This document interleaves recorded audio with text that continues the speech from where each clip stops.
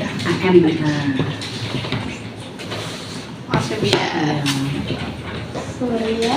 Surian ini nggak bisa. SPDF. Untuk sekolah di SMA Negeri 1 ini sendiri Ibu sudah berapa lama? Saya sudah dari tahun 2015, berarti sekarang 10. 10 tahun. Untuk di BK-nya sendiri Ibu sebagai Koordinator.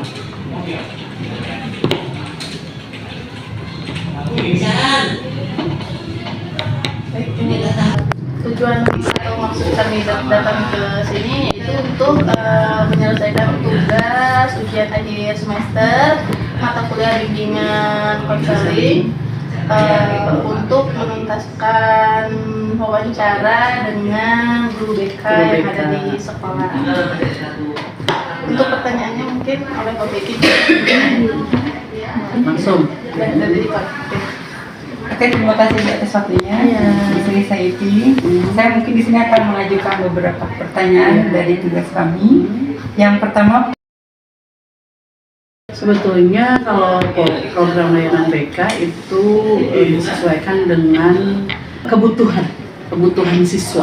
Contohnya misalkan di SMA Negeri 1 Cijeruk sendiri, karena posisi sekolahnya itu ada di kaki Gunung Salak ya, berarti apa yang dibutuhkan di sini di SMA Negeri 1 Cijeruk kebetulan itu daya serap untuk PTN-nya itu rendah gitu.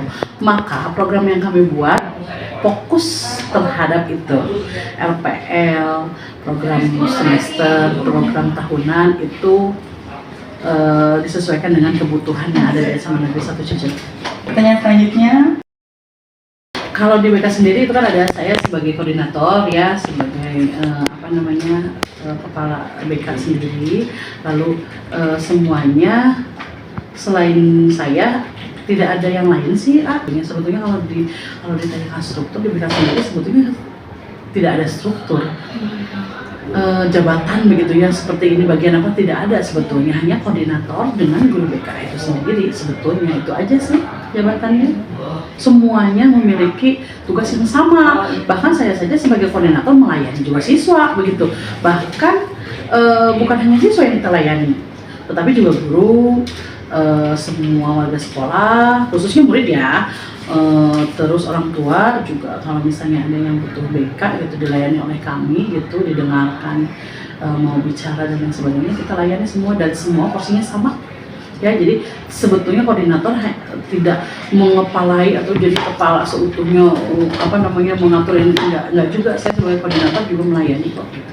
Yang lainnya juga sama, porsi tugasnya juga sama semuanya. Lalu bagaimana guru BK melakukan Biasanya monitoring dan asesmen ya, evaluasi kita terhadap sebar program atau layanan yang asesmen kepada anak-anak gitu, apakah sampai sejauh mana pemahaman mereka mengenai misalnya tentang PTN gitu ya, tentang pentingnya memanajemen waktu dan lain sebagainya. Itu biasanya asesmen kita sebar ya, lewat asesmen. Kalau di kita anak-anak mampu tembus ke perguruan tinggi negeri atau misalkan tembus SNBT atau minimal mereka mampu untuk mengetahui tujuan hidupnya, sebetulnya itu minimal gitu ya, itu udah cukup sih. Tapi gongnya itu tujuannya ya berarti kita sebagai BK itu bisa atau dapat menyalurkan apa yang diinginkan oleh siswa itu. Kalau Bu saya mau ke PTN ya kita dampingi anak-anak sampai lulus ke PTN. Misalnya, Bu saya mau kerja aja, oh nggak apa-apa, tapi mau kerjanya di mana? Terus kamu punya skill apa gitu? Di sini ada nggak yang mata pelajaran yang menunjang kepada kerjaan yang kamu tuju gitu? Misalkan saya mau kerja tapi pengennya kayaknya di bidang IT. Ya udah di sini ada les, ada organisasi komputer, ikut situ, jadi biar dia ada skill lah minimal seperti itu sih sebetulnya tujuannya karena kita udah sebagai asesmen ya, anak-anak pasti di BK itu tujuan kalau di SMA gongnya itu ya dia mau kemana gitu setelah lulus Jadi SMA mau istilahnya kemana gitu. kita mau ngebuat anak-anak tuh ngebuka Iya, passionnya tuh betul. kemana Mau sih kemana gitu sih ya. gitu, Tertarik cita-citanya mereka betul. gitu ya. Bakat minat dan lain sebagainya gitu kita cari dari mulai anak-anak masuk nih kan ini MPLS ya. Nih, kita udah sebar asesmen, kita udah wawancara gitu ketika anak-anak masuk daftar ulang, kita BK semua berempat di sini langsung buka ruangan untuk melakukan wawancara. Bukan hanya dengan anaknya tetapi dengan orang tuanya. Tujuannya untuk apa? Untuk mengetahui deteksi dini gitu ya. Deteksi dini sebutannya untuk mengetahui bakat dan minat anak gitu. Dan asesmen itu sebetulnya dilakukan bukan hanya satu kali di SMA Negeri Cijeruk mah, karena kan anak-anak labil ya, kadang-kadang berubah-ubah ya, hari ini mau jadi dokter, besoknya mau jadi petani, besoknya menjadi pengusaha begitu. Jadi asesmen itu dilakukan bukan hanya di awal persekolahan, tetapi juga nanti ada juga asesmen ketika anak-anak mau dijuruskan penjurusan kelas 11 IPA apa IPS, itu sebar lagi asesmen gitu. Nanti kelas 11 sebar lagi asesmen, anak-anak mau kemana, pertanyaannya yaitu niatnya mau kemana, mau ikut SNBP atau mau kerja dan lain sebagainya. Nanti kelas 12 lagi seperti itu lagi, seperti itu. Begitu biasanya kalau di kita. Kalau tujuannya kan kita tadi daya serap di PTN yang banyak ya Bu ya.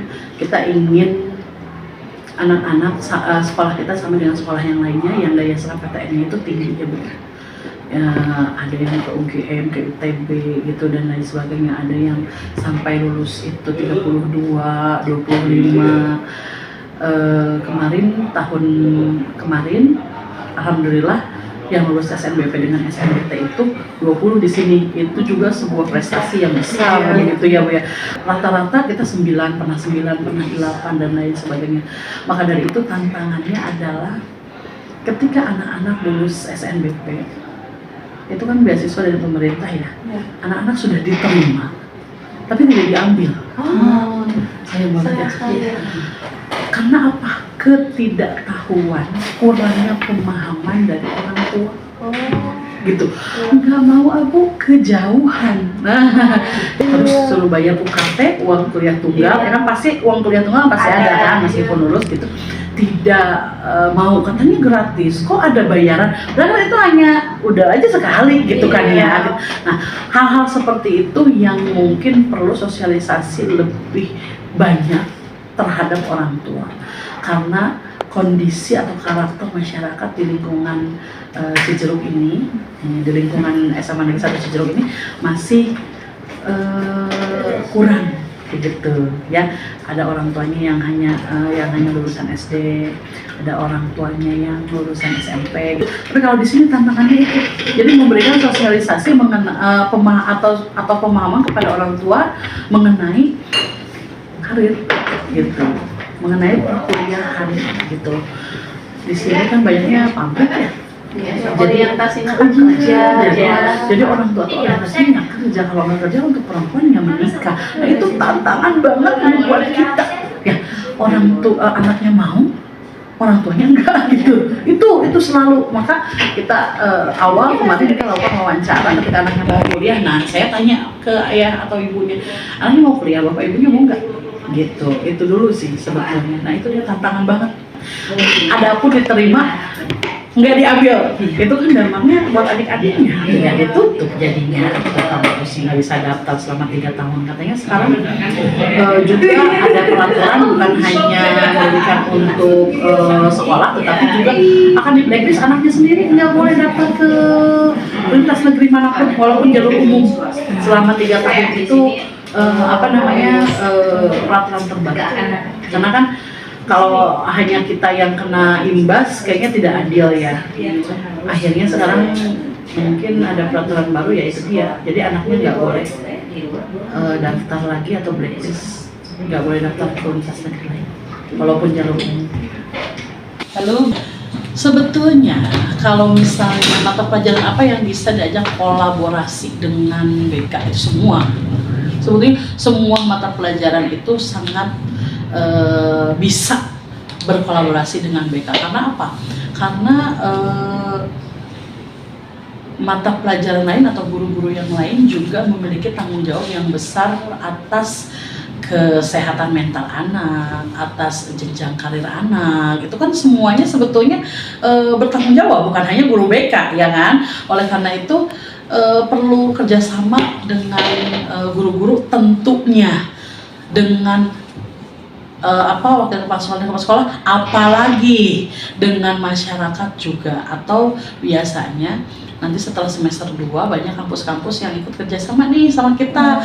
Nah biasanya dari semester 1 Cijeruk juga setiap akhir semester 1 atau awal dari semester 2 ini ada University Day gitu. Jadi kita mengundang kepada kampus-kampus untuk gabung nih sama kita, buka stand di sini gitu, promosi begitu ya. Kemarin itu di sini itu ada University Day, alhamdulillah ada 23 kampus kalau nggak salah yang ada di sini gitu. Ada band, ada pentas seninya, ada pendukungnya seperti Smart Friends, vokalis Sweat, ya sponsornya gitu yang mendanai lah kita gitu. Itu biasanya itu setiap 1 tahun 1 kali di awal semester 2 gitu. Kampus, wah banyak lah kampus di sini. Juanda, Al-Ikhlas, Pakuan, Ibnu Khaldun, IPB gitu. Negerinya biasanya cuman sedikit sih ya kalau negeri, paling IPB atau mengundang anak-anak alumni sini yang masuk ke PTN. Nah, jadi anak-anak yang ada ke sini gitu untuk promosi dan minimal memberikan semangat untuk adik-adiknya agar punya semangat untuk melanjutkan kuliah lah, seperti itu. Jalurnya seperti ini loh, kita kan berbasis layanan seperti itu ya. Jika misalkan anak-anak ada permasalahan begitu apapun ya, permasalahan apapun, nanti anak boleh lapor atau guru mata pelajaran menemukan kasus, misalkan anak merokok misalkan di belakang gitu, nanti guru mata pelajarannya boleh bilang ke wali kelasnya. Setelah wali kelas sebetulnya ditangani dulu oleh wali kelas. Jika sampai situ selesai, dua ininya merasa puas, baik wali kelas ataupun siswa, ya kedua belah pihak sudah oke gitu, tidak perlu dilanjutkan lagi, sebetulnya sudah cukup aja di wali kelas. Kalau kita seperti itu jalurnya. Tapi kalau misalnya masalah ini perlu bantuan atau pendampingan, ya bukan bantuan, pendampingan kita sebagai BK, nanti dari wali kelas naik ke BK, maka kita yang dialih tangan kasuskan gitu loh ya, kita yang akan menangani. Kalau selesai di BK sudah, tetapi kalau tidak, misalkan kasusnya besar, misalkan ada pornografi atau misalkan narkoba gitu ya dan lain sebagainya, itu langsung kita teruskan lagi ke wakil kepala sekolah bagian kesiswaan gitu. Nanti ini di sini mau gimana nih gitu kan, kita anak ini apakah mau dipindah ataukah tetap dan dipantau begitu, atau mau seperti apa, atau misalnya mau direferensikan ke pihak yang lain seperti BNN begitu ya, atau misalkan kepolisian, kan itu juga bisa terjadi seperti itu ya, kita lanjutkan. Tetapi kalau misalnya keputusan besar harus diambil, misalkan ya kita naik ke kepala sekolah sebetulnya begitu. Tetapi anaknya mau dirahasiakan berarti cukup di BK saja, atau bahkan kepala sekolah kalau nanya pun berarti ada kasus apa aja, kita sebagai BK boleh menolak menjawab, karena kan kita asas kerahasiaan harus dijaga ya, privasi itu harus dijaga, boleh seperti itu. Tapi kalau ada yang urgent kita koordinasi, kalau misalnya tidak ya kita sendiri gitu. Selanjutnya, apakah kalau di BK kemarin itu ada ini yang namanya saya lupa, aplikasi pengaduan. Nah namanya ada gitu, tapi itu berupa aplikasi pengaduan ketika anak ingin curhat, ingin berbicara tetapi tidak berani gitu. Jadi bisa lewat aplikasi itu. Kalau misalnya anak-anak mau menyebutkan namanya silahkan, kalau tidak apa-apa begitu gitu. Bisa anonim, jadi kita bisa tahu apa yang anak hadapi dan kita juga bisa komentar di situ atau memberikan layanan di situ. Atau yang lainnya yang lebih simpel begitu ya, kita membuka layanan untuk anak selama 24 jam. Jadi selama 24 jam kita harus siap semua ya guru BK ya. Semua guru BK itu membuka layanan selama 24 jam, baik itu ketika di sekolah ataupun di luar sekolah. Jadi banyak nih anak juga yang ke saya curhat malam-malam. Pernah ada satu kejadian jam 11 malam, anak laki-laki saya nggak tahu namanya, saya nggak tahu kelasnya, tetapi ketika jam 11 malam saya juga mau tidur dengan anak saya, jadi dia nelfon, ibu, saya siswa Cijeruk, ibu gimana ini ayah dengan ibu saya sedang ribut, sedang berantem, kayak gitu. Dia nggak nyebutin namanya, tapi kan itu anak saya dimanapun ya, karena dia tahu boleh sih pasti balas dan angkat gitu. Iya, ini harus gimana ibu, saya harus di gimana? Kita cuman bisa, udah kamu keluar aja, laporin Pak RT. Kalau saya laki-laki mungkin datang ya, tetapi kan keterbatasan saya sebagai seorang wanita, ya paling hanya jangan tutup handphonenya, kamu ambil adik kamu di rumah, lalu kamu bilang ke tetangga atau ke Pak RT, yuk segera gitu. Jadi kita terus didengerin gitu sampai ini, ya bu ini udah dengan Pak RT dan lain sebagainya, ya bu udah sama Pak RT diurus gitu, makasih ya ibu, iya. Sampai saya bilang, ini siapa ya anaknya, tapi hak anak sekali lagi untuk mau atau tidak membuka identitas dirinya gitu.